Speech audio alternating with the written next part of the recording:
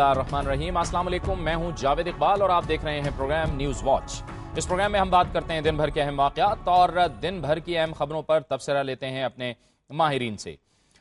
ऐसा लगता है कि जाहिर है कि मुल्क अब इकनॉमिक एमरजेंसी की जानिब बढ़ रहा है।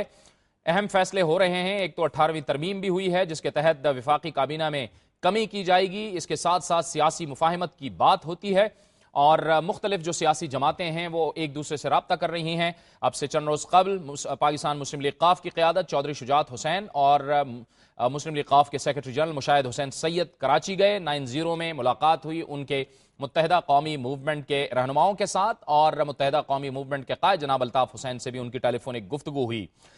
दोनों तरफ से खैर सगाली के पैगामात एक दूसरे को दिए गए और पाकिस्तान मुस्लिम लीग क़ाफ की क़यादत की जानिब से MQM को दावत दी गई कि वो पंजाब में आएँ, उन्हें हर तरह से सपोर्ट मुहैया की जाएगी, उनकी हिमायत की जाएगी, क्योंकि मुत्तहिदा कौमी मूवमेंट ने पहले ही 30 जनवरी को लाहौर के अंदर एक जलसा करने का ऐलान कर रखा है। इसके साथ साथ अहम मुलाकातों का सिलसिला जारी है। पंजाब के गवर्नर लतीफ़ खोसा भी पहुंचे हैं 90 और मुत्तहिदा कौमी मूवमेंट के सीनियर रहनुमाओं से उनकी मुलाकात हुई है। लेकिन इन तमाम मुलाकातों के तनाजुर में मुस्लिम लीग नून के रहनुमाओं की जानिब से एक बार फिर तेज़ोतुन बयानात का सिलसिला शुरू हुआ है और राना सनाउल्लाह ने इन मुलाकातों पर सख्त तनकीद की है, शदीद तनकीद की है, जिससे ऐसा लग रहा है कि एक बार फिर सियासी माहौल में गर्मी आ रही है या फिर तलखी पैदा हो रही है।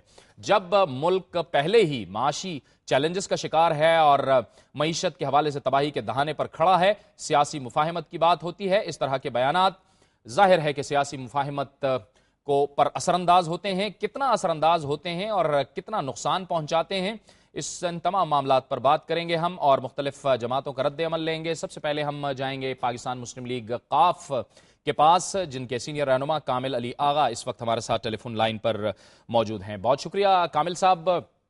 मुस्लिम लीग नून की जानिब से और ख़ासकर राना सनाउल्लाह की जानिब से ये बयानात सामने आए हैं। PMLQ किस तरह देख रही है इन बयानात को?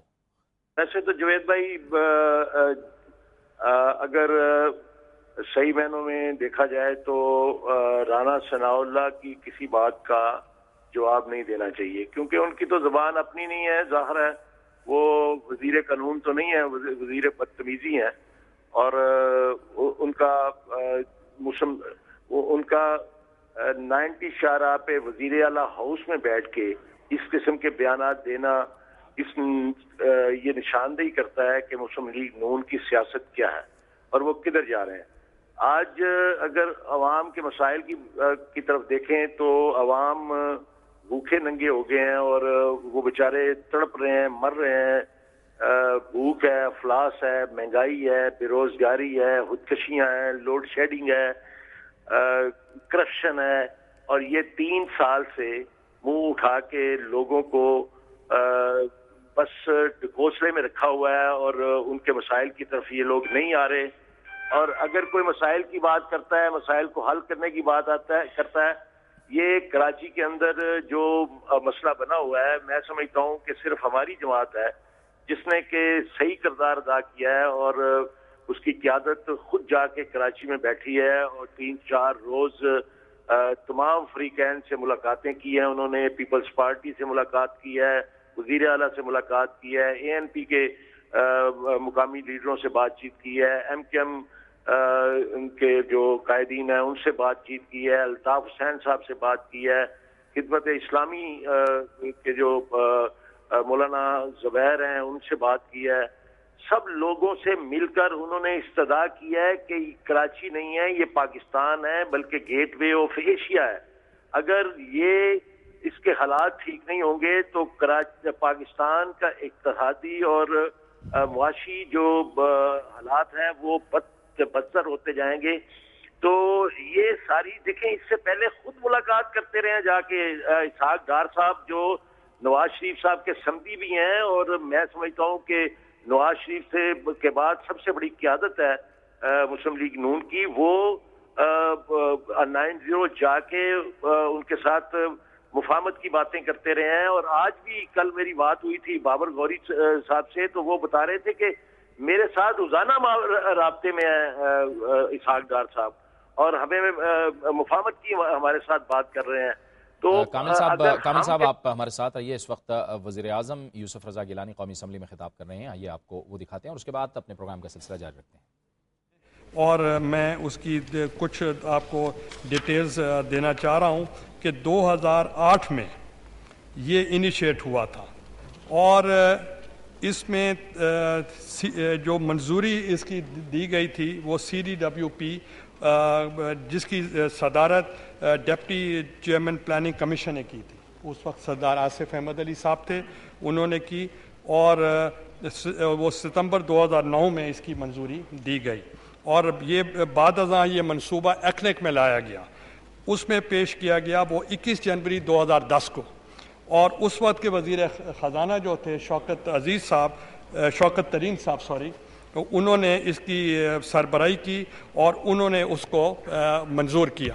پھر اس کے بعد ازاں قومی اسمبلی کی ہاؤسنگ اور لائبریری کمیٹی ہے, اس کی صدارت ڈپٹی اسپیکر صاحب نے خود کی اور کئی ایک آدھ کی چیئرمین سینٹ نے بھی کی. اور اس کے اندر اینول کوآرڈینیشن کمیٹی APCC اس کے اندر بھی یہ منظوری دی گئی. اور صرف جو ایک کنسیپٹ تھا کہ یہ 2 ارب 90 کروڑ روپے کا یہ پروجیکٹ ہے, انفیکٹ جو اس کی اپروول دی گئی وہ صرف 41 کروڑ کی دی گئی جو یہ منظور کی گئی فرام دس ہاؤس. اس بجٹ میں اس کی منظوری دی گئی اور یہ کوئی ایک گو میں نہیں بنے گا. اس کے لیے ہو سکتا ہے 2-3 سال لگ جائیں, مگر جتنا ہی ڈیلے کریں گے اس کی کاسٹ آف جو پروجیکٹ ہے وہ بڑھ جائے گا. مگر میں اس ڈیٹیل میں بھی نہیں جانا چاہتا. مگر میں نے جب اس کا افتتاح کے لیے جب مجھے بلایا گیا تو وہ میں نے ان پلیزنٹ جاب کیا کہ مجھے انہوں نے بلایا کہ آپ اس کا سنگ بنیاد رکھیں. جب میں وہاں سنگ بنیاد رکھنے آیا تو میں نے سب سے پہلے اپنے میڈیا کے جو بھائی ہیں میں نے ان کے لیے کہا کہ CDA کو ہم نے ہدایت کی ہے کہ تمام سیکٹرز میں 3% کوٹا جو ہوگا وہ ریزرو ہوگا جرنلسٹ کے لیے. اسی طریقے سے جب 85 میں ہاؤسنگ اینڈ ورکس کا منسٹر بنا تو میں نے اس وقت اسکیم بنائی تھی کہ جب آپ کسی سرکاری ملازم سے توقع کرتے ہیں کہ وہ آنیسٹ بھی ہو, ڈیڈیکیٹڈ بھی ہو, ہارڈ ورکنگ بھی ہو, مگر at the end of the day he is without shelter, تو ہم نے پالیسی بنائی تھی کہ اس کو شیلٹر دیا جائے اور اونرشپ پہ گھر دیا جائے. اور میں نے کہا تھا I-81, I-82, I-83, I-84 یہ میرے دور میں یہ بنا اور اس کا ہم نے سرکاری ملازمین کے لیے, چھوٹے بھی بڑے بھی, سب کے لیے ہم نے اونرشپ پہ گھر ہم نے وہاں اعلان کیا. اور اسی طریقے سے یہ جو پہلی فیڈرل لاج تھی, جو پہلے پارلیمنٹ لاجز ہیں, یہ بھی اس وقت میں نے کمپلیٹ کرائے تھے, یا یہ پارلیمنٹ کی جو بلڈنگ ہے یا یہ نیا ہال ہے تو یہ بھی میں نے کرایا تھا. تو میں نے میڈیا کی طرف کہا کہ یہ ضرور آپ خیال رکھیں گے کہ کل یہ نہ ہو کہ آپ یہ کہہ دیں کہ جی پارلیمنٹیرینز جو ہیں وہ بڑے مزے میں ہیں اور باقی سب جو ہیں وہ پریشان ہیں. اس وقت ہر ادارہ, ہر افسر, ہر جوڈیشری ہو, آرمی ہو, بیوروکریسی ہو, گورنمنٹ سرونٹس ہوں, سب کے لیے منسٹرز ہوں, سب کے لیے ریزیڈنسیز ہیں. تو آپ نے دیکھا لیڈر آف دا اپوزیشن صاحب نے خود ماروی میمن صاحبہ کا جب جھگڑا چل رہا تھا کہ ان کے کمرے پہ قبضہ ہو گیا تو بہت ہنگامہ ہوا, تو انہوں نے خود بھی پروٹیسٹ کیا. مگر میں اس میں ڈیٹیل میں نہیں جانا چاہتا. میں یہ چاہتا ہوں کہ جو ہاؤس بزنس کمیٹی ہے, لائبریری کمیٹی ہے, اور جس کے چیئرمین آپ بھی ممبر ہیں اور ڈپٹی چیئرمین سینٹ بھی ممبر ہیں, اور یہ منصوبہ جو ہے اس کی میں وضاحت کر دوں, یہ پارلیمنٹری افیئرز ڈویژن کا ہے. یہ میری طرف سے نہیں ہے, پارلیمنٹری افیئرز ڈویژن کا ہے. یہ ہم ریفر کر دیتے ہیں آپ کو, یو ٹیک اے ڈیسیجن, جو بھی ہاؤس ڈیسیجن کرنا چاہے we'll accept it. Thank you very much. وزیر اعظم سید یوسف رضا گیلانی قومی اسمبلی سے خطاب کر رہے تھے. وقت وہ چاہتا ہے ایک بریک, اور بریک کے بعد کامل علی آغا ہمارے ساتھ ہوں.